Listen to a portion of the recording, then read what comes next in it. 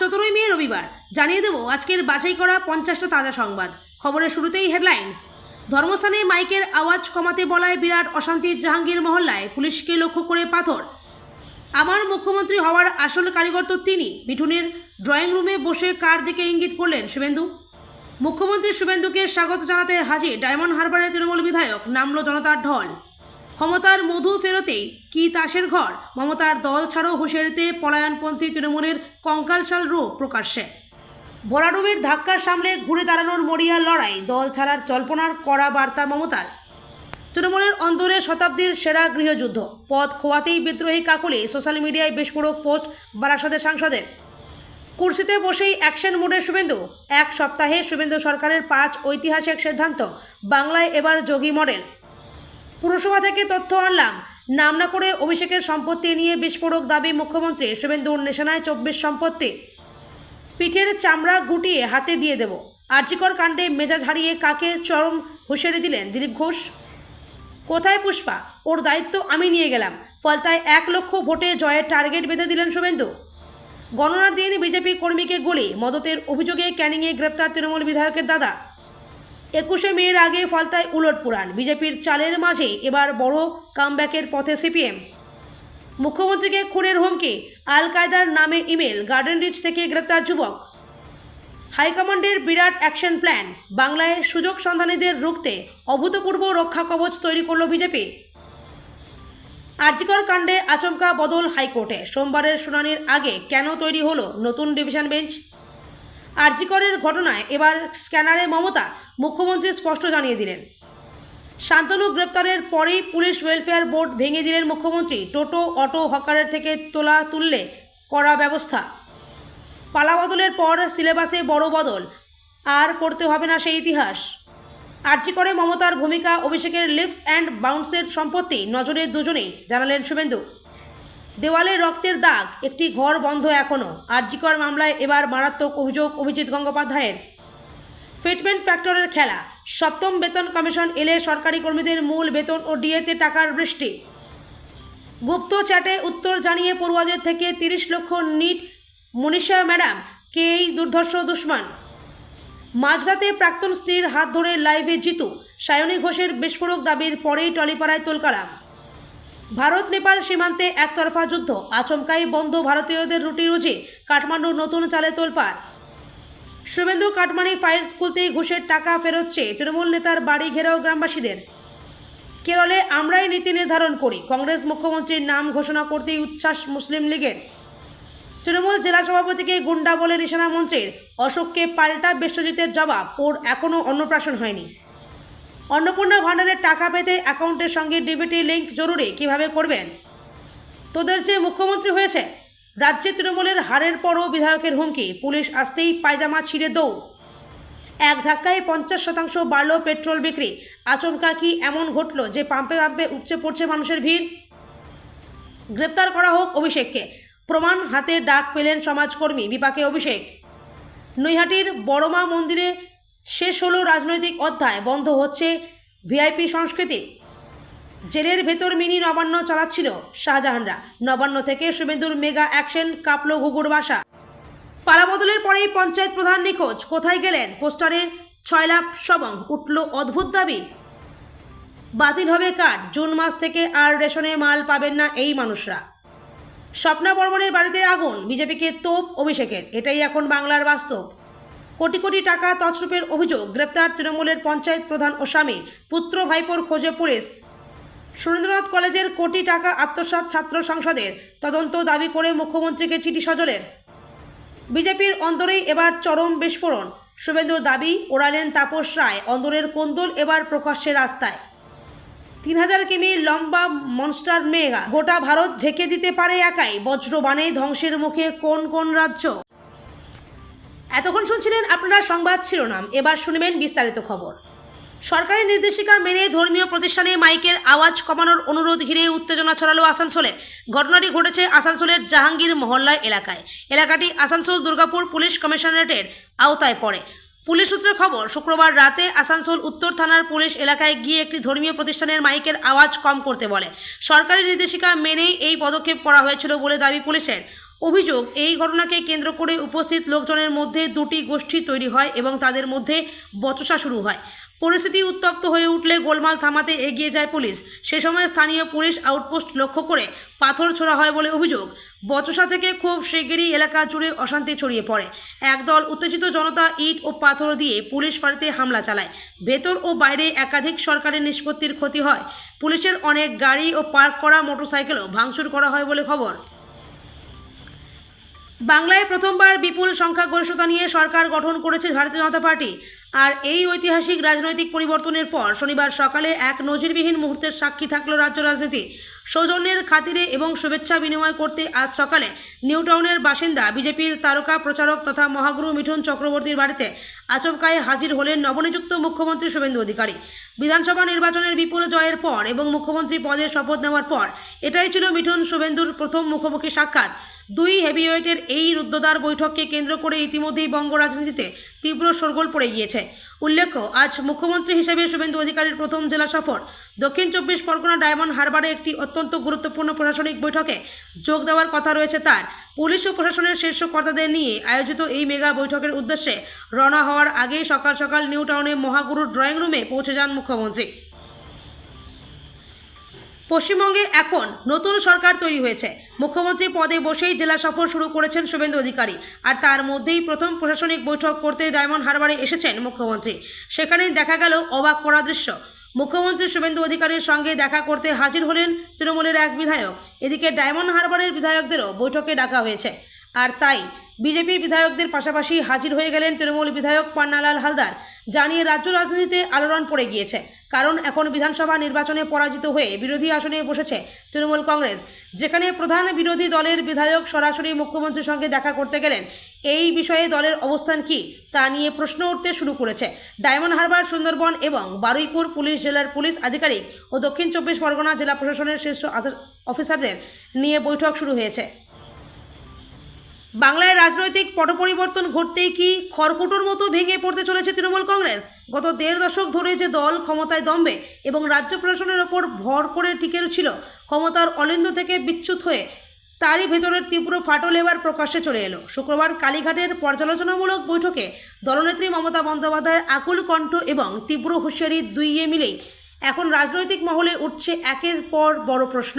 তবে কি তৃণমূলের অন্দরে এখন শুধুই পলায়নপন্থীদের ভিড়? তৃণমূল নেত্রী এদিন ক্ষোভের সুরে বলেছেন, যারা রং বদলাচ্ছেন চলে যান। রাজনৈতিক বিশ্লেষকদের মতে এই একটি বাক্যই প্রমাণ করে দলের আদর্শ বলতে কিছু ছিল না, পুরোটাই ছিল ক্ষমতার মধু খাওয়ার আসর। গত কয়েক বছর ধরে নিয়োগ দুর্নীতি, রেশন দুর্নীতি থেকে শুরু করে বালি পাথর পাচারের যে পাহাড় প্রমাণ অভিযোগ তৃণমূলের বিরুদ্ধে উঠেছিল, ক্ষমতার হাত বদল হতেই সেই পাপের ঘোড়া যেন উল্টে গেছে।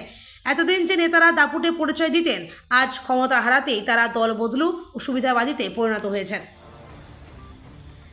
সাম্প্রতিক বিধানসভা নির্বাচনে অভাবনীয় বিপর্যয়ের পর এবার সংগঠনকে নতুন করে সাজাতে কোমর বাঁধছে তৃণমূল কংগ্রেস।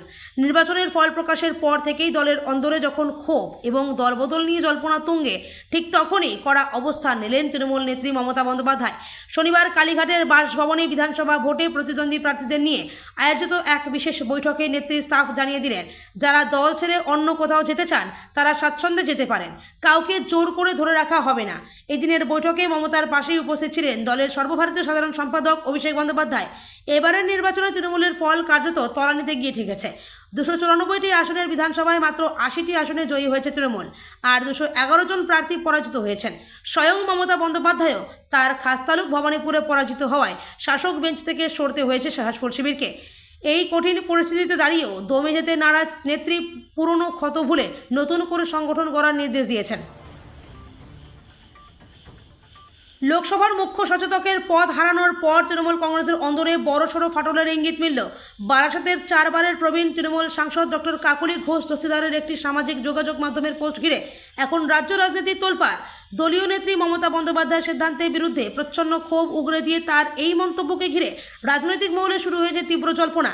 বৃহস্পতিবার কালীঘাটে তৃণমূলের সংসদীয় দলের অভ্যন্তরীণ বৈঠকে হঠাৎই ডক্টর কাকলি ঘোষ দস্তিদারকে লোকসভার মুখ্য সচেতকের পদ থেকে সরিয়ে দেওয়া হয়। তার পরিবর্তে পুরনো পদ ফিরিয়ে দেওয়া হয় শ্রীরামপুরের সাংসদ কল্যাণ বন্দ্যোপাধ্যায়কে। এই সিদ্ধান্তের কয়েক ঘন্টার মধ্যেই নিজের ফেসবুক ওয়ালে সোশ্যাল মিডিয়ায় বিস্ফোরক পোস্ট করেন কাকলি। তিনি লেখেন, 76 থেকে পরিচয়, 84 থেকে পথ চলা শুরু। 4 দশকের আনুগত্যের জন্য আজ পুরস্কৃত হলাম। রাজনৈতিক বিশেষজ্ঞদের মতে দল গঠনের আগে থেকেই মমতা বন্দ্যোপাধ্যায়ের সঙ্গে থাকা এই নেত্রী এভাবে পুরস্কৃত হওয়ার কথা বলে আসলে দলের শীর্ষ নেতৃত্বকে তীব্র কটাক্ষ ও নিজের চরম অভিমান প্রকাশ করেছেন। রাজ্যে প্রথম বিজেপি সরকার গঠনের পর 1 সপ্তাহ কাটেনি, কিন্তু এর মধ্যেই অলরাউন্ডার পারফরমেন্স ও একের পর এক করা সিদ্ধান্তে সিস্টেম কাঁপিয়ে দেওয়ার বার্তা দিলেন রাজ্যের নতুন মুখ্যমন্ত্রী শুভেন্দু অধিকারী। গত 9ই মে মুখ্যমন্ত্রী হিসেবে শপথ নেওয়ার পর থেকেই তার সরকার যে জোরো গতিতে কাজ শুরু করেছে তাতেই স্পষ্ট হয়ে গিয়েছে নতুন সরকারের আসল এজেন্ডা। আরজিকর কাণ্ডে 3 আইপিএসের মহাধাক্কা থেকে শুরু করে ভারত বাংলাদেশ সীমান্তে জমি হস্তান্তর কিংবা বেআইনি নির্মাণের বিরুদ্ধে বুলডোজার নীতি প্রথম সপ্তাহেই বড়সড় চমক দিল রাজ্যের নতুন শাসক দল। শুক্রবার নবান্নে এক হাইপ্রোফাইল সাংবাদিক বৈঠক থেকে তোলপাড় ফেলে দেওয়া ঘোষণা করেন মুখ্যমন্ত্রী শুভেন্দু অধিকারী। আরজিকর হাসপাতালের ধর্ষণ ও খুন মামলা তদন্তে গাফিলতি, নিগৃহীতার পরিবারকে টাকা দিয়ে মুখ বন্ধ করার চেষ্টা এবং কোনো লিখিত নির্দেশ ছাড়া সাংবাদিক বৈঠক করার অভিযোগে 3 শীর্ষ আইপিএস অফিসারকে সাসপেন্ড করেছে রাজ্য সরকার। মুখ্যমন্ত্রী হিসেবে দায়িত্ব নেওয়ার পর প্রশাসনিক বৈঠক করতে প্রথমেই ডায়মন্ড হারবারকে বেছে নিয়েছেন শুভেন্দু অধিকারী। এরপর ফলতায় দলীয় সভায় উপস্থিত হয়ে নাম না করে তৃণমূল সাংসদ অভিষেক ব্যানার্জিকে তীব্র আক্রমণ শানান মুখ্যমন্ত্রী শুভেন্দু অধিকারী। শনিবার ফলতার সভা থেকে মুখ্যমন্ত্রী বলেন, মাননীয় ভাইপোবাবু, কাল পুরসভা থেকে তথ্য আনলাম কলকাতায় 24টি সম্পত্তি রয়েছে। পুলিশকে বলেছি খাতা পেন নিয়ে বসুন, যত অভিযোগ রয়েছে পদক্ষেপ করুন, কোনো এলাকায় গুন্ডা থাকবে না। এরপরেই ফলতার সভা থেকে শুভেন্দু অধিকারী নিশানা করেন অভিষেক ঘনিষ্ঠ জাহাঙ্গীরকে। রীতিমতো ডাকাত বলে আক্রমণ শানিয়ে মুখ্যমন্ত্রী বলেন, ওই ডাকাতটা কোথায়? পুষ্পা নাকি কি যেন নাম, তার গুন্ডামি করতে দেব না, নিশ্চিত থাকুন। কোথায় পুষ্পা? কোথায় আপনি? দেখতে পাওয়া যাচ্ছে না তো? 2021 সালে ভোট পরবর্তী হিংসায় 19 জনকে নোটোরিয়াস ক্রিমিনাল ঘোষণা করেছিল মানবাধিকার কমিশন। তার মধ্যে ভাইপোর এই জাহাঙ্গীর ছিল। ওর ব্যবস্থা করব, আমার ওপর ছেড়ে দিন। রাজ্যের স্বাস্থ্য ব্যবস্থা এবং আইন শৃঙ্খলা পরিস্থিতি নিয়ে যখন বিতর্ক তুঙ্গে, ঠিক তখনই রাজ্যের নিজের চেনা মেজাজে ধরা দিলেন বিজেপি নেতা দিলীপ ঘোষ। আরজিকর মেডিকেল কলেজ ও হাসপাতালের সাম্প্রতিক বিতর্ক ঘটনা থেকে শুরু করে সরকারি হাসপাতালের অন্দরে চলা দালালরাজ একাধিক ইস্যুতে রাজ্য প্রশাসন ও শাসক দলকে তীব্র আক্রমণ শানালেন তিনি। সাধারণ মানুষের ক্ষোভকে হাতিয়ার করে প্রকাশ্য মঞ্চ থেকে তার দেওয়া এক চরম হুঁশিয়ারি ঘিরে ইতিমধ্যেই রাজ্য রাজনীতিতে শোরগোল পড়ে গিয়েছে। বিজেপির এক দলীয় কর্মসূচিতে অংশ নিয়ে দিলীপ ঘোষ অভিযোগ করেন, রাজ্যের সরকারি হাসপাতালগুলো এখন আর সাধারণ মানুষের চিকিৎসার জন্য জায়গা নেই, তা দালালে ছেড়ে গিয়েছে। আরজিকর হাসপাতালে ঘটনাকে অত্যন্ত দুর্ভাগ্যজনক এবং উদ্বেগজনক আখ্যা দিয়ে তিনি বলেন, মেডিকেল কলেজগুলোর ভেতরে কি চলছে তা প্রশাসন ভালো করেই জানে, কিন্তু সিন্ডিকেট আর কাটমানির চক্করে সব চেপে দেওয়ার চেষ্টা হচ্ছে। আগামী 21শে মে ফলতা বিধানসভায় পুনর্নির্বাচন, তার আগে সেখানে প্রচারে ঝড় তুললেন শুভেন্দু অধিকারী। মুখ্যমন্ত্রী হিসেবে এটাই ছিল তার প্রথম রাজনৈতিক সভা, আর সেই সভা থেকেই তৃণমূল নেতা জাহাঙ্গীর খানকে তীব্র আক্রমণ করেন তিনি। একই সঙ্গে নাম না করে তৃণমূলের সর্বভারতীয় সাধারণ সম্পাদক অভিষেক বন্দ্যোপাধ্যায়কেও নিশানা করেন মুখ্যমন্ত্রী। সভা থেকে শুভেন্দু অধিকারী বলেন, কোথায় পুষ্পা? দেখা পাওয়া যাচ্ছে না তো? এবার কাউকে অশান্তি করতে দেব না। 2021 সালের ভোট পরবর্তী হিংসার প্রসঙ্গ টেনে তিনি দাবি করেন, মানবাধিকার কমিশনের রিপোর্টে 19 জন কুখ্যাত অপরাধীর নাম ছিল, সেই তালিকায় জাহাঙ্গীর খানের নামও রয়েছে। তার কথায় সমস্ত অভিযোগের ব্যবস্থা হবে। ভোট গণনা চলাকালীনই ক্যানিংয়ে আক্রান্ত হন বিজেপি কর্মী অর্ঘদীপ বসু। তার ডান পায়ে গুলি লাগে। সেই ঘটনায় জড়িত সন্দেহে উত্তমকে গ্রেপ্তার করল পুলিশ। ক্যানিং পশ্চিমের তৃণমূল বিধায়ক পরেশরাম দাসের দাদা উত্তম দাসকে গ্রেপ্তার করেছে পুলিশ। বিজেপি কর্মীকে খুনের চেষ্টার ঘটনায় মদত দেওয়ার অভিযোগ রয়েছে তার বিরুদ্ধে। রাতেই বাড়ির সামনে থেকে তুলে নিয়ে যাওয়া হয়েছে তাকে। উত্তম ক্যানিং এক পঞ্চায়েত সমিতির সভাপতি এবং এলাকার দাপুটে নেতা। তার গ্রেপ্তারের পর এলাকায় উত্তেজনা ছড়িয়েছে। তার অনুগামীরা অনেকে রাতেই থানার সামনে জমায়েত করেছিলেন, তবে পুলিশ ও কেন্দ্রীয় বাহিনী তাদের ছত্রভঙ্গ করেছে। গত 4ই মে পশ্চিমবঙ্গের বিধানসভা নির্বাচনের ফল ঘোষণা হয়েছে। ভোট গণনা চলাকালীনই ক্যানিংয়ের দিঘিরপাড় থেকে গ্রামে আক্রান্ত হন বিজেপি কর্মী অর্ঘদীপ বসু। অভিযোগ, তাকে লক্ষ্য করে কেউ বা কারা গুলি ছোড়ে। গুলি লাগে বিজেপি কর্মীর ডান পায়ে। সেই ঘটনায় জড়িত সন্দেহে উত্তমকে গ্রেপ্তার করল পুলিশ। আগামী 21শে মে ফলতা বিধানসভা কেন্দ্রে হতে চলেছে হাই ভোল্টেজ পুনর্নির্বাচন। আর সেই নির্বাচনকে কেন্দ্র করে ভোটের শেষ লগ্নে এসে ফলতার রাজনৈতিক সমীকরণ একেবারে উলটপুলট হয়ে যাওয়ার ইঙ্গিত মিলছে। একদিকে যেমন এই কেন্দ্র পদ্ম ফোটানোর জন্য সর্বশক্তি দিয়ে ঝাঁপিয়েছে বিজেপি শিবির, ঠিক অন্যদিকে তেমনই নিঃশব্দে নিজেদের হারানো জমি পুনরুদ্ধার করতে এবং ভোট শতাংশ বাড়াতে কোমর বেঁধে ময়দানে নেমেছে সিপিএম। রাজনৈতিক মহলের মতে দুই বিরোধী শিবিরের এই চরম তৎপরতার জেরে ফলতায় এবার ফুলবদল হওয়া স্রেফ সময়ের অপেক্ষা। স্থানীয় রাজনৈতিক সূত্রের খবর, 21শে মের এই পুনর্নির্বাচনকে অ্যাসিড টেস্ট হিসেবে দেখছে বিজেপি নেতৃত্ব। প্রথম দফার ভোটের পর যে সমস্ত বুথে কারচুপির অভিযোগ উঠেছিল সেখানে এবার নিশ্চিদ্র কেন্দ্রীয় বাহিনীর ঘেরাটোপে ভোট করাতে মরিয়া নির্বাচন কমিশন। আর এই কড়া নিরাপত্তার সুযোগ নিয়েই ফলতার মাটিতে ঘাসফুল শিবিরকে হটিয়ে জয় ছিনিয়ে আনতে চাইছে বিজেপি। দলের শীর্ষ নেতৃত্ব ইতিমধ্যেই ফলতায় মাটি কামড়ে প্রচার চালাচ্ছে। পদে বসার কিছুদিনের মধ্যেই মুখ্যমন্ত্রী শুভেন্দু অধিকারীকে খুনের হুমকি ঘিরে তীব্র চাঞ্চল্য ছড়ালো রাজ্যে। আল কায়দার নাম করে ভবানীপুর থানায় পাঠানো হয় একটি হুমকি ইমেল, যেখানে মুখ্যমন্ত্রীর ওপর সুইসাইড বোম অ্যাটাক এর ছক কষার কথা উল্লেখ ছিল। ঘটনা তদন্তে নামে গার্ডেন রিচ থেকে হাসনেন আলী নামে এক যুবককে গ্রেপ্তার করেছে এসটিএফ। তদন্তে উঠে এসেছে চাঞ্চল্যকর তথ্য। ব্যক্তিগত শত্রুতার জেরেই এই হুমকি মেল পাঠানো হয়েছিল বলে দাবি পুলিশের। শুক্রবার সাংবাদিক বৈঠকে এসটিএফের যুগ্ম কমিশনার জানান, বুধবার সকাল 10টা 15 নাগাদ ভবানীপুর থানায় ওই ইমেলটি আসে। সেখানে দাবি করা হয় এক মহিলা আল কায়দা জঙ্গি সংগঠনের সঙ্গে যুক্ত এবং তার মাধ্যমে বাংলার নতুন মুখ্যমন্ত্রী শুভেন্দু অধিকারীর ওপর আত্মঘাতী হামলার পরিকল্পনা